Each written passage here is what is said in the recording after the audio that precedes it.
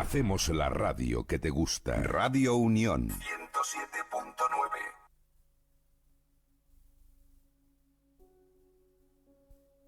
Buenas para todos, soy Pablo Veloso y esto es, como siempre, La Espada de Damocles, en una producción para Radio Unión 107.9 del dial de la radio de Murcia.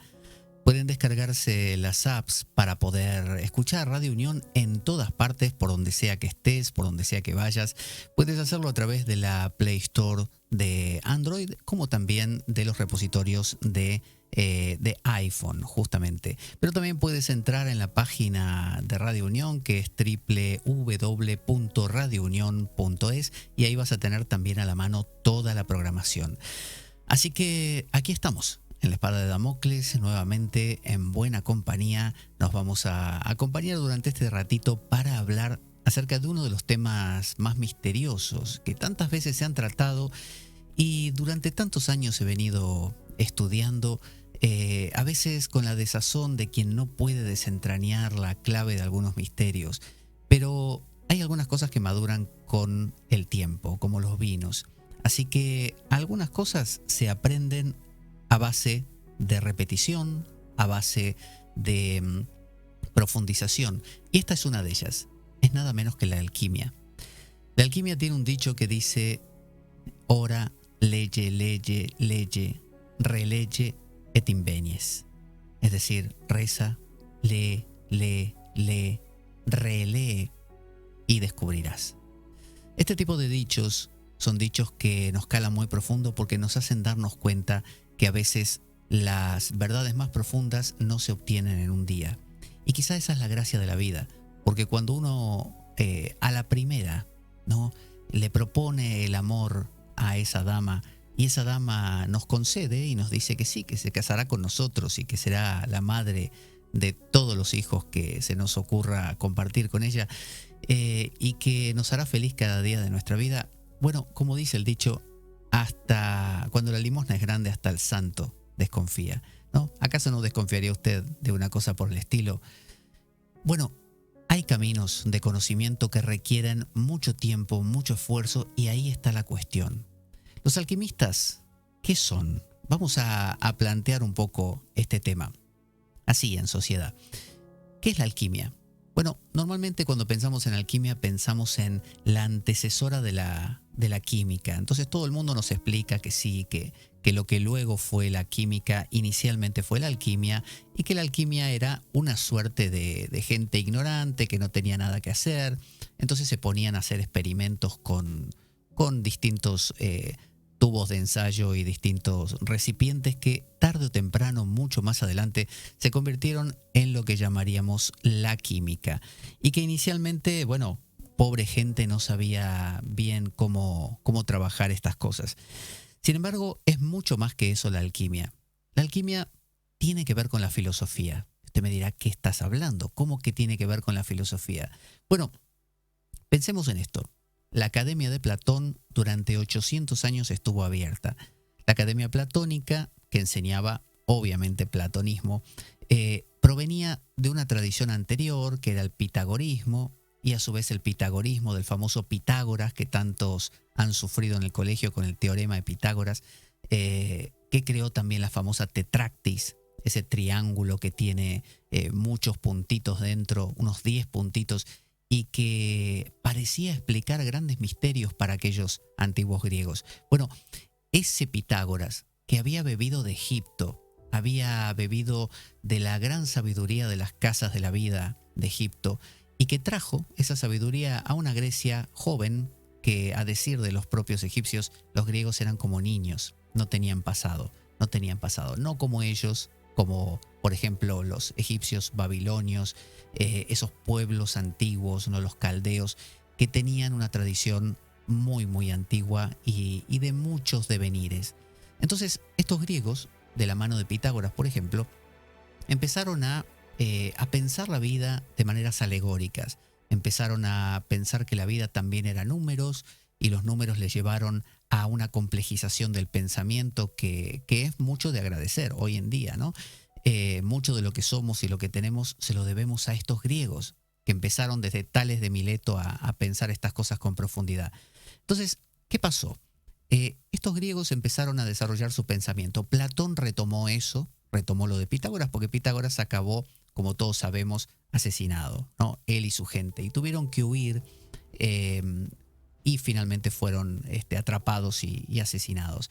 Así que Platón hereda esto, genera la figura de Sócrates también, los diálogos platónicos, y empieza a enseñar una sabiduría muy profunda que cuando llega el cristianismo no le simpatiza ni medio. Porque bueno, era una filosofía rival y el cristianismo no tenía una elaboración filosófica demasiado profunda. Tenía simplemente la idea de un Jesús de Nazaret que había muerto en una cruz para redimir los pecados del mundo y paremos de contar.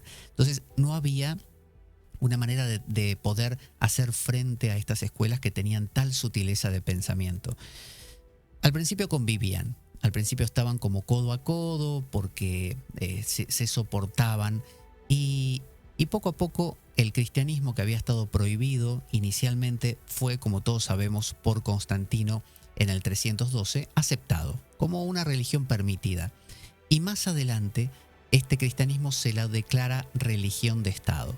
Religión de Estado, única religión, no podía haber ninguna otra. Entonces, a partir de ese momento, se los invitó a los filósofos que había en ese momento en Roma, en Grecia, filósofos que eran neoplatónicos, neopitagóricos, es decir, nuevos platónicos, nuevos pitagóricos, como una vuelta de tuerca ya, porque sumaban otras cosas que encontraban en el entorno. Se los invitó amablemente a o bien convertirse al cristianismo o bien desaparecer del mapa. Así que dos de los destinos que tuvieron estos filósofos fueron Asiria y también Egipto. En Asiria se coció otra cosa distinta a la alquimia, que fue el famoso Dionisio Areopagita, que fue, le cuento así simplemente porque ya lo he contado en algún programa, a estos filósofos se les ocurrió escribir un escrito, redundantemente, donde se hablaba de una filosofía cristiana súper profunda. Y firmaron Dionisio Areopagita, que es el nombre de un tipo que convirtió Pablo de Tarso en su paseo por Atenas, ¿no? Entonces figura en los Hechos de los Apóstoles. Por lo tanto, cuando los cristianos vieron ese nombre, dijeron, genial, tenemos el texto. Así que vieron que era profundísimo y dijeron, esto es lo que necesitábamos, algo bien filosófico para hacerle frente a esos paganos.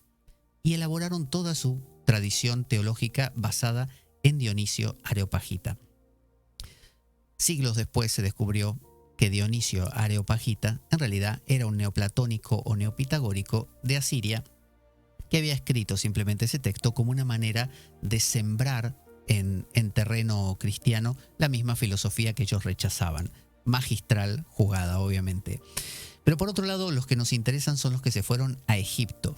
¿Qué pasó en Egipto? Bueno, en Egipto llegaron estos filósofos que estamos hablando y se encontraron con unos egipcios que no eran los egipcios de los faraones, no eran los de Ramsés, eran ya unos egipcios helenizados. Imaginemos esta Cleopatra, por ejemplo, que es de la dinastía ptolemaica, ¿no? O Ptolemaica, sí, porque es de Ptolomeo, un general de Alejandro Magno que sembró ahí una dinastía. Así que era un Egipto que ya no tenía el esplendor de aquella época, pero tenía mucha sabiduría. Así que tenían habilidad muy buena para trabajar los metales. Trabajaban los metales de una manera muy eficiente, hacían aleaciones, un montón de cosas. Hasta hacían trampas, hacían pseudo oro, por ejemplo, ¿no? Habían llegado a ese punto. Entonces, imagínense, llegan los filósofos ahí y decían así los filósofos, a ver qué hay por acá. Y miraban alrededor. ¿Y a qué veían? A los egipcios que estaban haciendo toda clase de metalurgia. Entonces decían, mirá las cosas que hacen los egipcios. Y nosotros que no sabíamos nada de todo esto. Mirá qué bueno, qué bueno. Entonces empezaron a reflexionar, quizá tenían ahí tiempo libre, y empezaron a pensar, por ejemplo, mirá, si acá están mezclando este metal con el otro, este metal que es medio negro, nos hace acordar al vacío platónico, al mundo de las formas, de las ideas, o al uno. Y cuando se mezcla con este otro metal, que es medio rojito, es quizá la fuerza del Eros. Entonces empezaron a traducir en términos metalúrgicos la filosofía. Entonces, imagínense que a mí no me dejan hablar de, no sé, estoy en Corea del Norte y no me dejan hablar, por ejemplo, que se les puede decir, de, no sé, del cristianismo. Entonces, ¿qué hago? Elijo, no sé, la botánica y empiezo a hablar en términos botánicos del cristianismo. En vez de decir Jesús, digo un pino. Y en vez de decir la Virgen María, digo un abedul. Y así me voy generando una jerga donde yo hablo en esos términos y nadie me entiende. Todos piensan que estoy hablando de plantas. Y me junto con otros que hablamos de lo mismo. Entonces, ante el presidente, cuando se reúnan todos los del gabinete, van a preguntar, por ejemplo, ¿qué estaban haciendo los nuevos? Y los otros le van a responder, nada, estaban hablando de botánica y como siempre, tan aburridos que son. Y en realidad no estaban hablando de botánica, o no estábamos hablando de cristianismo. Bueno, esto es lo mismo, pero con filosofía. Los propios alquimistas, si uno lee los textos, se autodenominan los filósofos. Filósofos se denominan. Porque son filósofos, es eso. Entonces, ¿qué hicieron? Regresaron al mundo cristiano con la buena nueva, la idea que se les había ocurrido. Dijeron, tenemos acá la bomba, es decir, con esto nosotros podemos hablar con todo el mundo como si estuviéramos hablando de metalurgia y en realidad estamos tratando temas de filosofía y podemos seguir estando en la ciudad que estábamos y súper felices. Entonces, empezaron a hablar de los temas de siempre. Entonces, vamos a delinear un poco cuál es el pensamiento alquímico, porque yo le explico, hay 800 millones de libros escritos alquímicos que por un lado están escritos para hacer que el que lo lea no entienda nada. ¿Por qué? Porque bueno, por la misma razón. Por las dudas, ellos necesitaban cubrirse. No vaya a ser que fueran a más o menos a entender de lo que estaban hablando. Entonces te ponían, no sé, la operación número 3 te la ponían en el puesto número 10 y la número 10 te la ponían primera para que no te salga nada. Para que intentes hacer que te salga el color que ellos hablaban ahí, del metal tal, y ni siquiera eso te salga. Y al no salirte lo abandones. Entonces, por un lado hacían eso. Escribían textos crípticos totalmente, hablando de que nuestro Mercurio cuando se une con el lobo se siente solo y entonces aparece, no sé, el lobo verde y así. Y de esa manera hacían que el que lo leyese se desinteresase y además no entendiese ni jota. Pero eso hacía también que los propios alquimistas no se entendieran entre sí. Entonces uno leía a un alquimista, por ejemplo, más moderno, ya, no sé, de la zona germana, de la zona alemana, y leía a otro de la zona inglesa, y quizá uno al vacío le llamaba, no sé, el caos esencial, el otro le llamaba el perro y el otro le llamaba el gato. Entonces, no había un entendimiento en eso tampoco. Por eso, ¿qué hay que hacer para entender alquimia? Dicen ellos justamente, leer, leer, leer, releer, y ahí descubrirás, ¿no? Trabajar y descubrir. Entonces, se trata de un trabajo muy distinto a lo que son otros caminos de sabiduría donde uno dice, bueno, ¿dónde está el libro? Dámelo, me lo pongo a leer y lo entiendo todo. Entonces, yo creo que tiene como una gracia especial el hecho de que uno necesite filtrar mucha bibliografía, leerse muchas cosas para poder captar algo. Entonces, cuando uno lee obras como, no sé, Fulcanelli, ¿no? Las moradas filosofales o el misterio de las catedrales. Bueno, uno lee estos libros que parece que, bueno, el tipo te está diciendo, inclusive te dice al principio, no voy a hablar como los otros filósofos, como los otros alquimistas. Yo voy a contarte la verdad, no te voy a engañar. Y en realidad te empieza a tirar una cantidad de información toda mezclada que no entendés nada tampoco. Y uno dice, pero no me ibas a explicar. Entonces la alquimia es un lío. Es un lío y a propósito es un lío. Y además de todo, como si fuera poco, la gran información de la alquimia no viene por sus escritos, sino por sus imágenes. ¿Qué hicieron los alquimistas? Crearon emblemas. Esos emblemas que vemos que parecen cartas de tarot, que de hecho cuando uno conoce los emblemas alquímicos, se da cuenta de que el tarot es un hijo de la alquimia. Porque proviene de una época similar y porque tiene mucho de esa manera de presentar el mundo. Entonces, cuando uno ve los emblemas alquímicos, se da cuenta que son para meditar. Es decir, los alquimistas jugaban con poner imágenes en simetrías, ¿no? De un lado y del otro, arriba y abajo. Buscaban crear justamente patrones que permitieran generar una estructura que medio que la mente profunda era la que lo iba a captar. Es decir, no era algo que lo captara tu mente superficial, sino una mente intuitiva, una mente silenciosa. Era como que tenías que relajarte, mirar eso por vez 54 y dejar que algo salga. Es rarísimo el proceso y a mí me parece pero fascinante, porque me da la sensación que las cosas de la vida que se dan fácil, así como dice el dicho, lo que fácil viene, fácil se va. Esto ocurre también así. Entonces, se trata un poco de trabajar la alquimia con paciencia para que se vaya abriendo, para que nos vaya contando sus secretos. Entonces, yo lo que voy a hacer es delinear un poco todo el recorrido de la alquimia bajo la perspectiva, entre otros, de Basilio Valentín, un alquimista muy, muy famoso, que tiene un gráfico, de nuevo, es como un mandala, algo que uno puede mirar, contemplar y sacar miles de detalles de esa imagen. Pero más allá de eso vamos a delinear el proceso general. ¿Qué dicen los alquimistas cómo explican el mundo? ¿Cómo explican esto que nos pasa?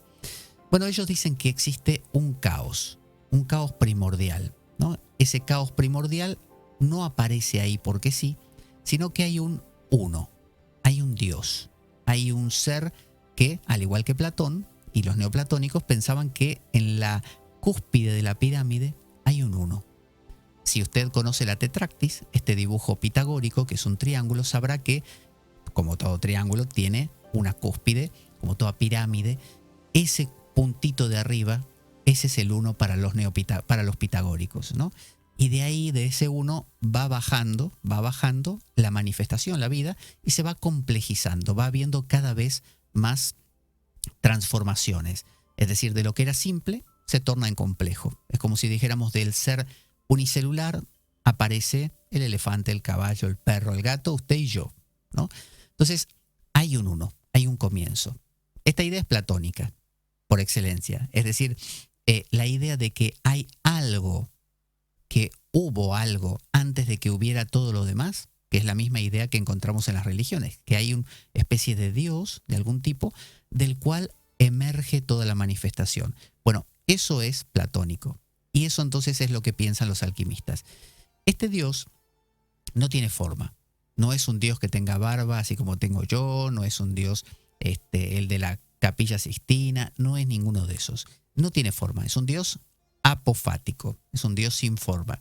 El otro día vi una imagen que descargué para un curso y había un Dios así como trascendente, como un Padre Celestial, y arriba ponía el Dios apofático, es decir, el Dios que no puede conocerse, el desconocido, y abajo ponía "You don't know me, bro", tú no me conoces, hermano, como diciendo no me conoces, pero con una inflexión así muy, muy de los norteamericanos, así que era muy gracioso. Entonces, ese es un Dios sin forma. ¿Qué hace este Dios sin forma? Se expresa, se convierte en una dinamis, en un poder, como los judíos con su Shekinah o Shiva con su Shakti. Ese Dios trascendente es como Shiva y se expresa como su Shakti, ¿no? Como una energía, como un Espíritu Santo. Los alquimistas, al mezclarse con los cristianos, empezaron a tomar mucho de la simbología y de la iconografía cristiana para graficar lo que ellos querían decir.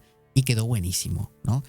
De hecho, es lo que me permitió a mí retornar al cristianismo, es decir, volver a poder nadar en sus aguas, cosa que es muy gratificante, porque es mi cultura, cuando pude, a través de las alegorías alquímicas, entender de otra manera el cristianismo.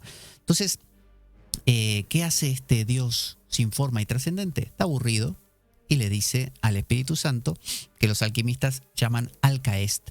Y acá tenemos otra clave, alquimia, Alcaest.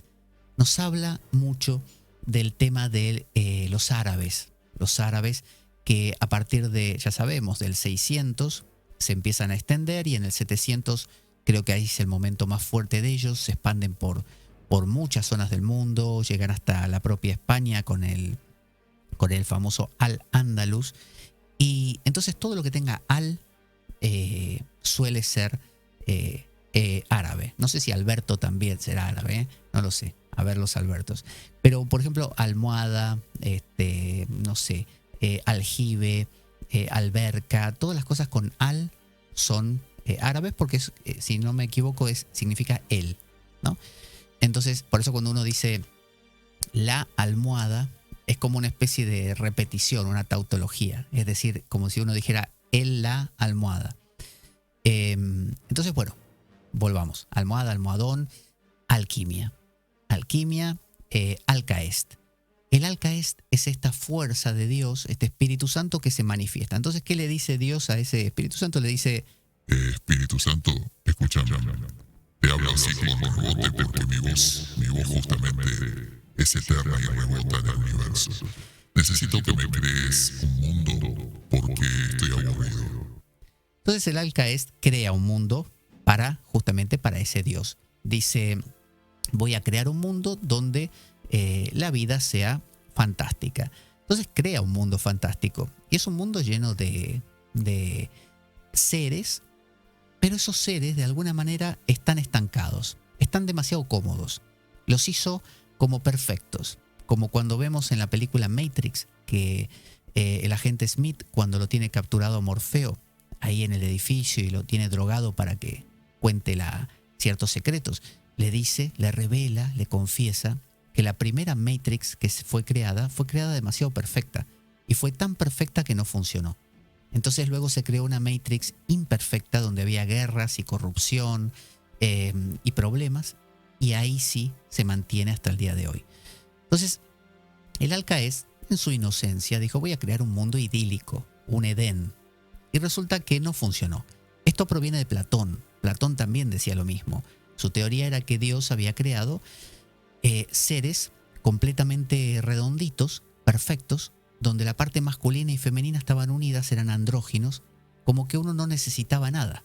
Imagínese usted ser masculino y femenino a la vez.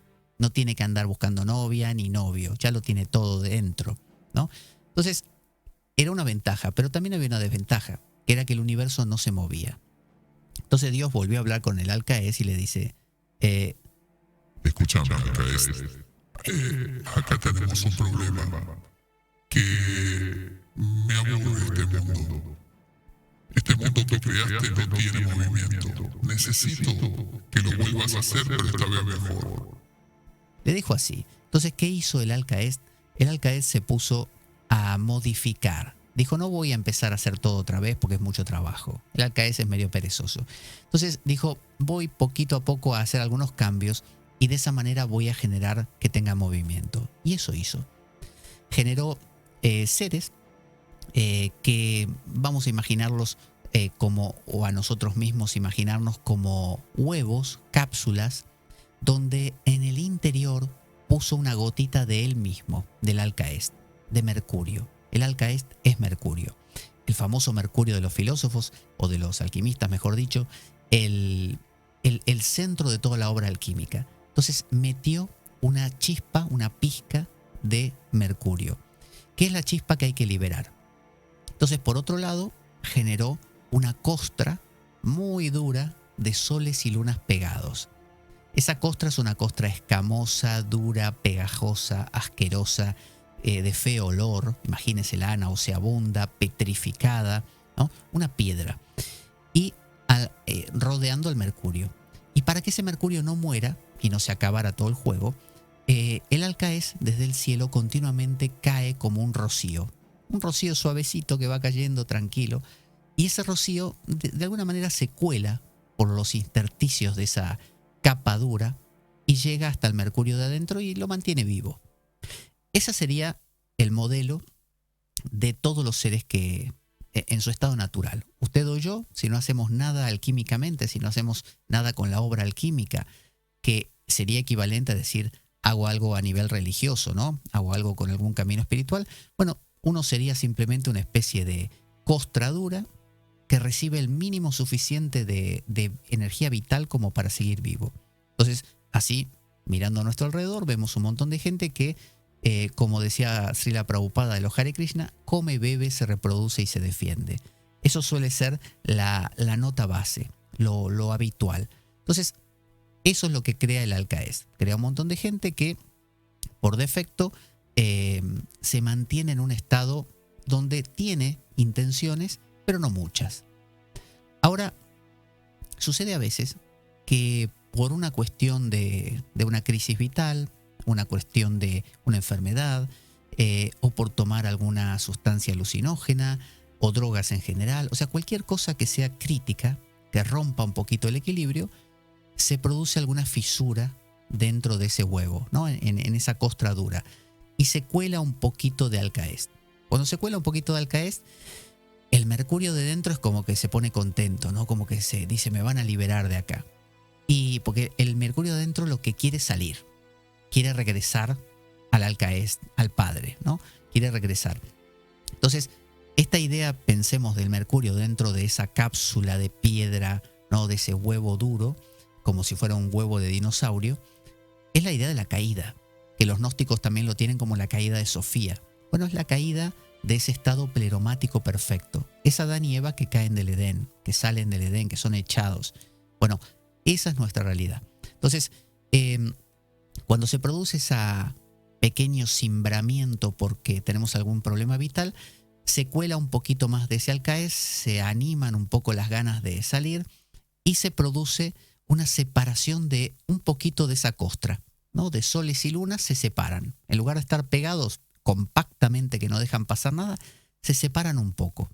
Entonces, esto puede pasar porque hagamos un trabajo alquímico, o puede pasar, como digo, por una enfermedad, por una crisis, no sé, de divorcio, de salud, lo que fuera. ¿Por qué pasa?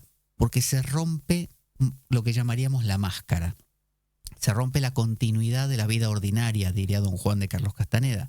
Entonces, al romperse durante un ratito eso, se produce esa apertura y la posibilidad de un cambio. Porque cuando se te cae la máscara por un rato, tenés la oportunidad de replantearte cosas.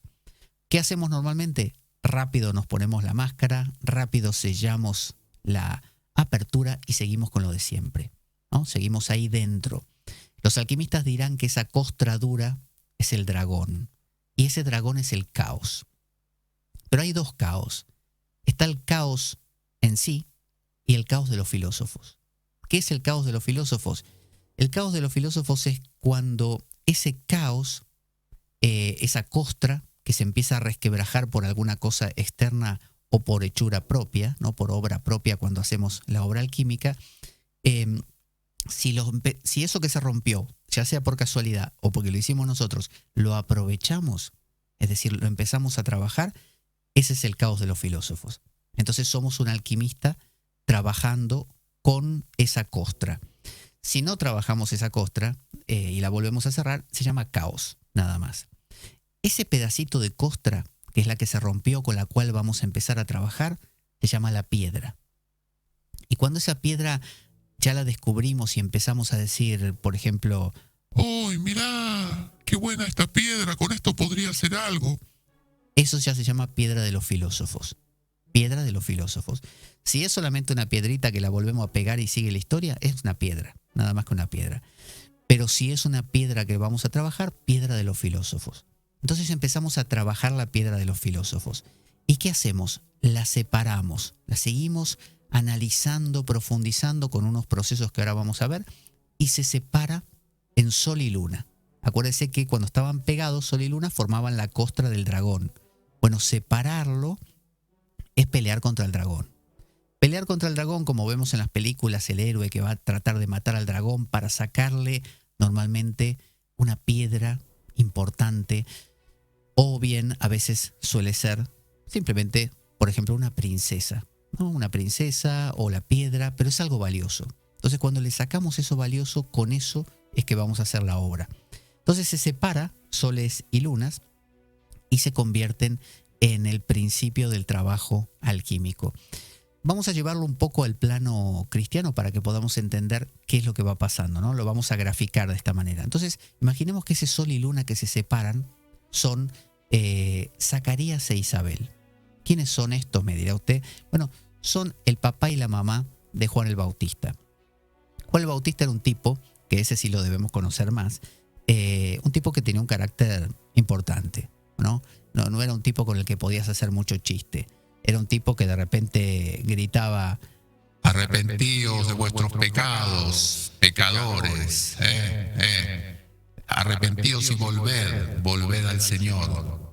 Cambiad vuestras vidas, porque si no, sufriréis en el fuego del infierno para siempre. Era un tipo duro, no podías pactar mucho con él. Era un tipo que vivía en el desierto, que se vestía con pieles, que comía langostas y que pregonaba una especie de abandono de todo, ir a vivir al desierto y esperar al Mesías. Era lo que llaman en la alquimia el león verde. El león verde. El león verde es una fuerza muy potente que nace de dos elementos llamados el perro de Jorazán y la perra de Armenia. Ese Zacarías e Isabel son el perro de Jorazán y la perra de Armenia. Son las dos primeras cosas con las que vamos a empezar a trabajar. Es como una versión muy antigua de Windows, ¿no? Que te da muchos problemas, pero funciona. Entonces, son ellos dos, hacen lo que pueden. Es el perro de Jorazán y la perra de Armenia. Y la perra de Armenia representa nuestras partes más emotivas, nuestras partes más esenciales, más sensibles, y el perro de Jorazán representa nuestra pasión, nuestra fuerza. De ahí nace Juan el Bautista, que es un león verde. Es lo que llamarían en química ácido sulfúrico, ¿no? Es decir, es un azufre, pero ácido, que corroe lo que sea, te come cualquier cosa. Entonces, está desesperado por matar al rey, por comerse el ego, ¿no? Al ego. Y entre esas cosas que van saliendo también sale el lobo gris. El lobo gris es como la parte de instintos que viene y te dice así, por ejemplo. Escúchame, ¿vos qué te crees? ¿Que vas a llegar muy lejos así? Dale, volvé a la vida de antes, disfrutá de las cosas que disfrutabas y dejate de romper acá molestando con estas cosas espirituales. Si vos sos no sé, envidioso, celoso, lujurioso, ¿qué te venís a hacer acá al santo? Es eso, el lobo. Entonces al lobo se dice hay que matarlo de hambre, hay que cortarle las zarpas, hay que dejar que se cueza ahí en su propio calor, ¿no? Es decir, hay que aguantar. Hay que hacer lo que te dice Juan el Bautista. El lobo es muerto por el león, ¿no? Juan el Bautista es el que vence las pasiones, justamente. El alquimista tiene que trabajar con sus pasiones, tiene que trabajar con la ira, con la tristeza, con la codicia, lujuria, con lo que aparezca. Entonces, matar el dragón va a ser el primer paso, luego va a aparecer este lobo potente, lobo gris, enfadado, el antimonio le llamaban los alquimistas, y después aparece, si le hemos aguantado al lobo, porque si no, podemos sucumbir y volver a hacer la tapa del huevo este del que estábamos hablando. Entonces, se trata de que ese ahora león verde, ácido sulfúrico, vitriol, llamado también, que justamente son las iniciales de una palabra que usan mucho los alquimistas, que es visita, de una frase, visita interior a terre, rectificando invenies occultum lapidem. Visita el interior de la tierra y rectificando, corrigiendo cosas, encontrarás la piedra oculta. Entonces, vitriol, ¿no? Vitriol es el nombre del ácido sulfúrico. Así que tenemos un león que se lo come todo. ¿Vio la gente que tiene mucho celo? ¿No? Celo, esa gente que es el cristiano nuevo, o el vegetariano nuevo, o el que hace yoga por primera vez. Esa persona que está desesperada por convertir a todos a lo mismo y que es insoportable. Esa persona que cree que los demás están ahora todos equivocados y que él es la única persona que está en lo correcto. Entonces, ese es el león verde. Es una persona corrosiva. Es bueno porque puede ayudar a despertar a muchos, pero es muy hincha, ¿no? Muy molesto. Como dicen aquí, toca mucho las narices. Entonces, ¿qué hace este león verde? Dura poco, debería durar poco. ¿Qué le pasó a Juan el Bautista? Bueno, duró 2 días, le cortaron la cabeza. ¿Se acuerda? Salomé, la hija de Herodías, a su vez la esposa de Herodes, le dijo a Herodes, ¿puedo hacer una danza? Y Herodes le dijo, claro. Y ella le dijo así, fíjese. ¿Te gustaría que haga una danza? Me encantaría. Genial, mira. Y le bailó de unas maneras muy llamativas, hasta el punto que el Herodes quedó con los ojos que le tocaban el suelo más o menos. Entonces Herodes le dijo a ella: pedime lo que quieras, Salomé, y te lo concedo. ¿Seguro lo que yo quiera? Sí, lo que quieras. Quiero la cabeza de Juan el Bautista en una bandeja. ¿Qué? ¿No puede ser otra cosa? Vos me dijiste lo que quiera. Vale. Tráigame la cabeza de Juan el Bautista en una bandeja, vamos. Y le cortaron la cabeza. Entonces, le cortan la cabeza, pero si usted se acuerda, antes, o mientras tanto, estaban José y María, que son como los sucesores de Zacarías e Isabel. Son otra vez el sol y la luna, pero en un upgrade, en una actualización, ¿no? Los dos primeros son como decir, no sé, Windows 98, y estos dos son como si fueran Windows 10, por ejemplo, ¿no? Entonces ya son una actualización. José y María. Fíjese qué curioso también que la parte sol, José y Zacarías, son los más reticentes. Zacarías se quedó mudo, ¿no? Por no aceptar justamente que le iban a hacer Juan el Bautista, y José fue el que no le creía a María y tuvo que tener unos sueños especiales para empezar a creer. Pero bueno, fuera de eso, ¿qué pasa? Juan el Bautista lo bautiza a Jesús, o sea, le pasa la posta, le dice... Escúchame, ahora seguís vos el camino, ¿eh? Le dice así, lo libera para que él siga su propio camino, y Jesús dice: Juan el Bautista bautiza con agua, pero yo bautizo con fuego. Es decir, empieza a explicar Jesús y a entender que él es la continuación. Eso es un león verde tranquilizado. Entonces, Jesús empieza a representar lo que se conoce como la etapa blanca, es el rebis blanco, ¿no? Entonces vemos un Jesús triunfal, que sana enfermos, resucita muertos, cura a todo el mundo, le va bien, entra en Jerusalén y todos lo aplauden. Entonces, Jesús y María, es decir, si seguimos nosotros con nuestra obra alquímica pasando por unas etapas que ahora hablaremos, vamos a llegar a ir generando estos progresos. De este Juan el Bautista a un Jesús. Juan el Bautista hay que cortarle la cabeza pronto. Si usted sigue siendo león verde por mucho tiempo, va a haber problemas. Entonces se trata de justamente trascender eso y convertirse en alguien mucho más equilibrado. Ese es Jesús.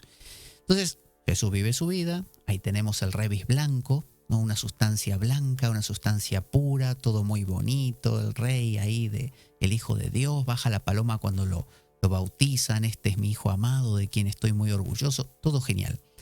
Pero en algún momento Jesús se da cuenta también de que él debe cerrar un ciclo. Ya está, dice él, tengo que morir en la cruz, es decir, tengo que transformarme un poco más, porque en la alquimia siempre hay un poco más, no hay un quedarse. El axioma básico de la alquimia es solve et coagula, es decir, deshazte y vuélvete a hacer, deshazte y vuélvete a hacer, ¿no? Disuélvete y coagúlate otra vez, eternamente, ¿no? Algunos dicen que esto tiene un final. A mí me gusta pensar que es un eterno circular de transformación que cada vez quizás llega más lejos. Entonces Jesús dice, tengo que ir a Jerusalén, tengo que dejarme prender para que me maten. Entonces, ¿qué le hacen? Lo torturan, le pegan, lo descuartizan. Es decir, muere ese rebis blanco, muere esa pureza perfecta que es muy bonita, pero no es la cosa en sí. Le falta sangre. Cuando algo está blanco, uno dice, mira esta persona, qué pura que es como un ángel, es blanco. Sí, pero te van a decir, pero ¿sabe qué le falta? Le falta corazón, le falta sangre, ¿no? Hay un tango donde se ríen de alguien que es así y le dicen sangre de pato, que tiene sangre de pato. No sé por qué, quizá los patos son muy insensibles. Entonces, justamente, Jesús tiene que morir y muere de una manera cruenta.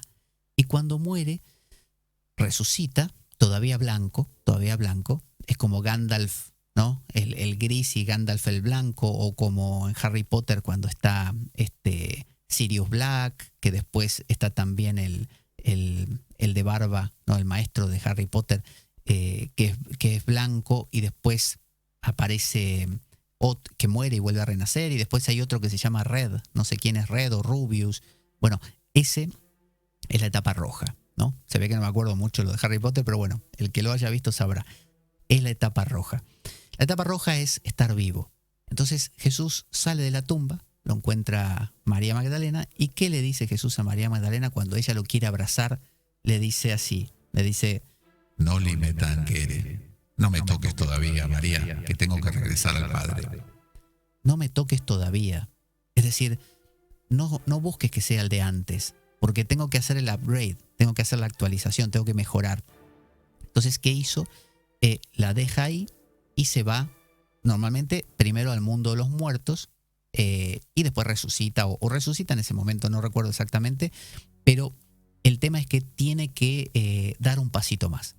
Y ese paso es justamente llenarse ahora de vida y regresar al Padre.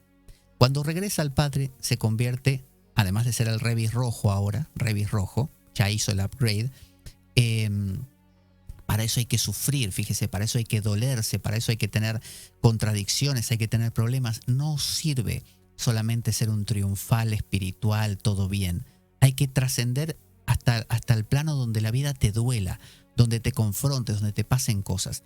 Ahí se convierte en Revis rojo y ese Revis rojo vuelve al Padre en la forma de lo que llaman los alquimistas tierra foliada. ¿Qué es tierra foliada? Bueno, tierra foliada es, vamos a poner ahí, es una partícula de esa piedrita original que sacamos de las escamas del dragón, ya trabajada. Tierra que está foliada, está trabajada. Y la volvemos a, una vez que llega al Padre, esa partícula de tierra se vuelve a depositar en nuestro huevo y sustituye al espacio que antes ocupaba como piedrita de la escama del dragón. Cuando juntemos muchas de esas, seríamos lo que uno entendería por un iluminado, por ejemplo, ¿no?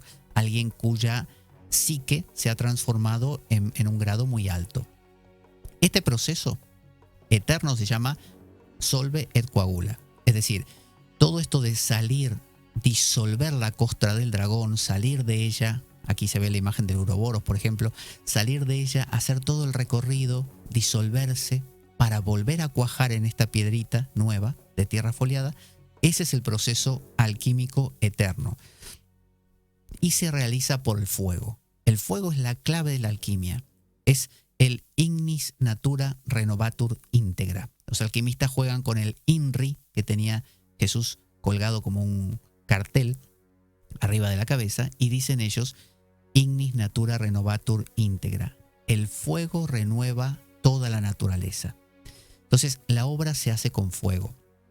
La obra se hace desde la intensidad, se hace en todas las etapas poniéndole muchas ganas, porque los alquimistas dicen que la naturaleza ya te hace este proceso, porque uno podría decir, por ejemplo, ¿y qué pasa si yo simplemente me dejo estar y dejo que la vida me vaya transformando poquito a poco? ¿No te transforma? Sí, te transforma, pero te transforma tan lento que puede ser que te mueras y no pase nada. Entonces el alquimista dice, si yo voy a morir, yo quiero morir, como dice don Juan de Carlos Castaneda también, quiero morir habiendo iluminado todos los haces de las emanaciones del águila del huevo luminoso. Bueno, el alquimista dice lo mismo. Yo quiero despertar todas los aspectos de mi psique, que en psicología junguiana se llamaría la sombra, los complejos autónomos, el animus anima, la máscara. Quiero todo eso explorarlo. Entonces, para eso tengo que hacer violencia a la naturaleza. Jesús decía, el reino de los cielos se arrebata con violencia. Es decir, y el Apocalipsis de Juan dice, escupo a los tibios, ¿no? Escupo a los tibios. Me gustan los calientes o los fríos, pero no los tibios. O sea que la alquimia es una práctica o un arte para gente con ganas. Gente muy directa, no que se echa a dormir y dice, bueno, si pasa, pasa y si no pasa, no pasa. No, es ahí voy a por ello. Entonces, la naturaleza se mueve con fuego. Y el fuego es el fuego de Pontano. Así le llaman los alquimistas. Y el verdadero fuego de Pontano, ¿sabe cuál es? La atención. Cada vez que usted le pone, como dicen, donde pongo el ojo, pongo la bala. Bueno, muchas imágenes alquímicas van a tener que ver con una flecha, una ballesta, una lanza. Esa idea de la punta, ¿no? Es la flecha de Pontano, es el fuego de Pontano. Es nuestra atención. Cuando yo le pongo atención a algo, transformo. Cuando yo le pongo atención a mi tristeza, a mi ira, a mi deseo, movilizo, cambio cosas, ¿no? Alimento. Entonces, los alquimistas lo saben. Así que toda la obra se mueve con la atención que uno ponga. El fuego de Pontano te lo podés gastar, no sé, peleándote con tu vecino, pero también te lo podés gastar en la obra alquímica. Y cuando uno inicia la obra alquímica, el propio fuego de Pontano te mueve, te va llevando cada vez más lejos. Entonces, decíamos que había unas etapas. ¿Cuántas son las etapas del opus alquímico? ¿Cuántos procesos hay? Bueno, cada alquimista, como dijimos, planteaba la cosa de una manera distinta, porque si yo vivía en Alemania y en el medio del bosque negro, no sé cómo se llama, ese impenetrable que había en su época, bueno, sencillamente yo nunca voy a conocer a un alquimista inglés. Entonces, lo que yo experimente lo voy a graficar de una manera distinta al otro. Así que algunos hablaban de 12 etapas, otros hablaban de 10 etapas, otros hablaban de 7, 8. Yo le voy a contar la de 7 etapas, que es la de Basilio Valentín, que es una etapa, un programa, digamos, que Jung solía también avalar mucho y que lo trabajó profundamente, porque Jung, este psicólogo suizo, tenía la biblioteca más grande de alquimia de toda Europa. Imagínense la cantidad de tomos y volúmenes que tenía, que obviamente estaban en latín, algunos estarían en árabe, porque acuérdense que los árabes tradujeron todo lo que encontraron en sus conquistas a su árabe. Por lo tanto, de esa manera se preservaron los grandes filósofos. Y cuando regresaron a Europa, a través del Imperio Bizantino, todas estas informaciones, o entraron por España, los árabes fueron los que, cuando ya se había perdido todo lo de Platón y demás, lo trajeron de vuelta. Así que muchos textos alquímicos están en árabe. Así que volvemos a esto de los procesos, que nos queda poquito tiempo. 7 procesos le voy a proponer. 7 procesos, que son los de la imagen de Basilio Valentín, que es un círculo con 7 rayos, y cada uno de los rayos de este gran sol es uno de estos 7 procesos progresivos. Aunque son progresivos, ocurren muchísimas veces en la vida. Es decir, yo puedo estar recorriendo todos esos 7 pasos hoy por la mañana a un nivel muy sencillito, pero a la vez puedo estar durante todo este año viviendo en el 5º, por ejemplo. Es decir, quiero decir, hay niveles y subniveles. Como que estos pasos van ocupando años enteros en la vida de cada uno, pero al mismo tiempo ocupan 5 minutos en procesos más pequeños. Y a la vez me puede pasar que los viva desordenadamente, que yo de repente caiga en una solutio y el año que viene me toque al revés, una calcinatio, que en realidad vendría antes. Entonces, los procesos son estos. El primero de todos se llama calcinatio. Calcinatio es cuando a usted algo le fastidia, cuando usted descubre que algo no cuadra. Normalmente es el encuentro con su propia máscara y su propia mediocridad, su sombra, y el darse cuenta de que usted o yo o cualquiera somos unos miserables, somos unos hipócritas, que lo que prometemos no lo cumplimos, que imaginamos que vamos a hacer lo que no somos. Eso es la calcinatio. Es un proceso de estrés que te tensa, que quieres ser lo que no puedes y puedes ser lo que no quieres. Eso. Lo estoy contando, pero súper rápido, Luego está la solutio, la disolución. La disolución es cuando nos ponemos a revisar, porque nos quemó la calcinatio, nos ponemos a revisar cosas emocionales de nuestra vida, de nuestro pasado, cosas que nos tocan, heridas, cosas que nos duelen, que están ahí congeladitas, porque no las queremos tocar mucho. Bueno, la alquimia dice, vamos a ponerles calor y vamos a descongelarlas. Eso es la solutio. Es como Noé, el arca de Noé. Yo cuando doy el curso de alquimia trabajo mucho con imágenes para poder representar esto y entenderlo desde distintos ángulos. Y muchas de estas historias bíblicas sirven, pero muchísimo. Bueno, todo se disuelve porque se disuelven esos grandes bloques. Imagínense que usted tenía un dolor guardado de hace 30 años y no lo tocaba mucho. Bueno, la alquimia te dice, tócalo, vamos a aflojarlo. Y cuando se afloja te desbarata la vida. Así que después de eso viene la separatio, que es el proceso de discernimiento. Voy a hacerme preguntas. ¿Qué es esto? ¿Qué me pasa? ¿Por qué digo lo que digo? ¿Qué es lo que realmente quiero? Es un discernimiento como el discernimiento ignaciano, ¿no?, de la vida, para definir con qué me quiero quedar. Después de eso viene la coniunctio. Y la coniunctio o conjunción es cuando no solo encontré en el paso anterior lo que quería, o sea, fui haciendo el cribado, ¿no?, el tamizado, y finalmente llegué al punto en que descubrí qué era lo que realmente me interesaba y me lo quedo.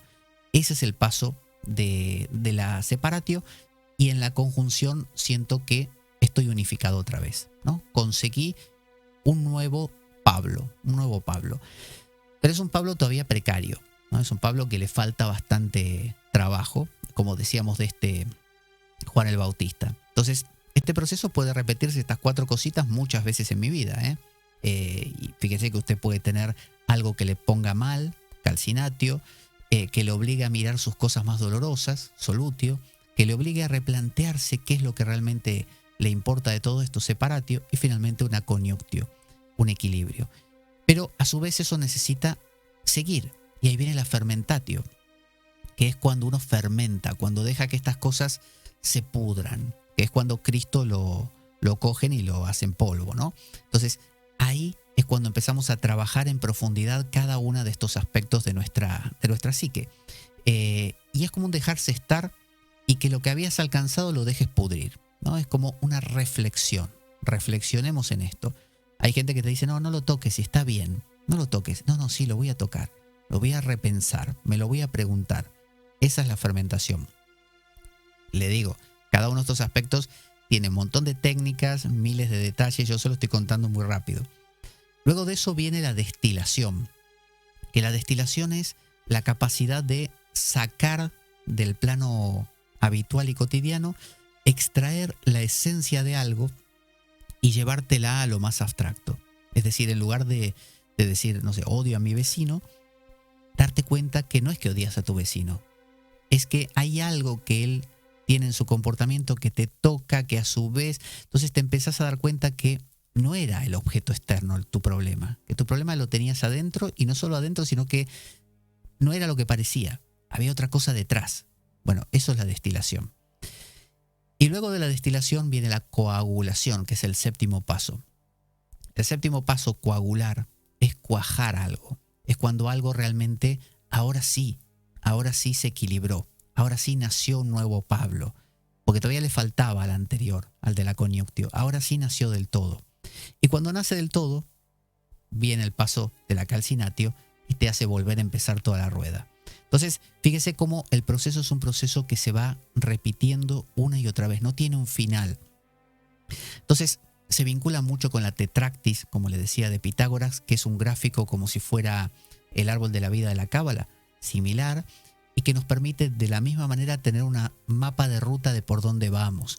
Cada uno de estos pasos alquímicos tiene técnicas muy precisas para trabajar, que son técnicas psicológicas, porque olvidé contarle que la alquimia normalmente se la conoce como alquimia operativa, es la gente que trabaja con laboratorios. Hay gente que hoy en día gusta de armar una alquimia con laboratorio, entonces calienta cosas. En la antigüedad se les llamaba a ellos sopladores de vidrio, sopladores de botellas. Es decir, gente que, según algunos alquimistas, se confundían y creían que se trataba de hacer cosas químicas. En realidad la alquimia es un proceso interior. No está mal hacer cosas con un laboratorio, para nada, porque es lo mismo que trabajar con tu cuerpo para entender cosas psicológicas. Está genial. Así es la vida es un equilibrio entre el afuera y el adentro. Entonces, el tema es cuando uno se queda solo con eso, solo con lo operativo y solo con, mira el color que me salió aquí, a ver si hago oro. No es hacer oro. El oro es otra cosa. El oro es la coagulación. El oro es el resultado de la tierra foliada de la que hablamos. Eso es el oro. Entonces, es un proceso simbólico, alegórico, la alquimia, que en realidad siempre está hablando de nuestra psique, porque somos psique. Y trabaja con un fuego, el fuego de la atención, el fuego de Pontano. Y trabaja con técnicas muy concretas que se parecen mucho a todo el trabajo psicoterapéutico y al trabajo filosófico, porque son filósofos y la psicología nace de la filosofía. Así que todo el proceso alquímico es un proceso muy, muy interesante, y a mí me parece que es muy válido para nuestro mundo actual, porque Por empezar, tiene una ventaja. No está manoseado demasiado, sencillamente porque es complejo. Porque vemos estos gráficos y no entendemos nada. Leemos sus libros y no entendemos nada. Entonces, ha habido poco manoseo. Cuando se habla de, no sé, alquimia interior, alquimia del alma, en realidad no es esto, es otra cosa. Es nueva era, de repente. Pero cuando hablamos de alquimia, no es digamos, un terreno muy trillado, porque nadie puede, digamos, agarrar la alquimia. Siempre se te escurre entre los dedos. Entonces, por eso es interesante. Por otro lado, es muy interesante porque es occidental. O sea, sí viene de Egipto, de un Egipto también árabe. Sin embargo, nos está hablando en términos, porque se mezcló, en términos como por ejemplo la masonería, los rosacruces, todos ellos absorbieron esta manera de hablar. Y la alquimia lo impregna todo. Por lo tanto, cuando leemos, no sé, un evangelio, o cuando leemos una carta paulina, o cuando leemos cualquier cosa en la Biblia del Antiguo Testamento, hay una traducción alquímica de eso. Hay una manera de entender eso bajo la luz de los filósofos, del neoplatonismo. Y si nos fijamos, todos los místicos del cristianismo, desde San Agustín, que era neoplatónico antes de ser cristiano, y no pudo dejar de serlo en realidad, Nicolás de Cusa, qué sé yo, Evagrio Póntico, Juan Casiano, no sé, Meister Eckhart, todos ellos eran en el fondo filósofos, eran neoplatónicos, eran neopitagóricos, y si no lo eran de forma declarada, lo tenían dentro, ¿no? Así que la alquimia resulta muy interesante para nuestro mundo actual, muy interesante para una mente occidental, porque nos habla en nuestro propio lenguaje. Por eso Jung la eligió como forma de explicar su psicología, porque hablaba justamente en sus propios términos.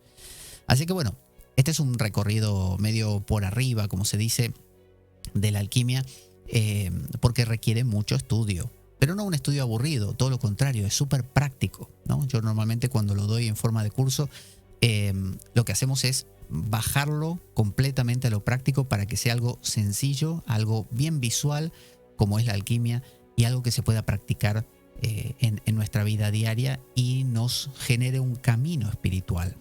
Pero no un camino espiritual como otros que son para irse del mundo.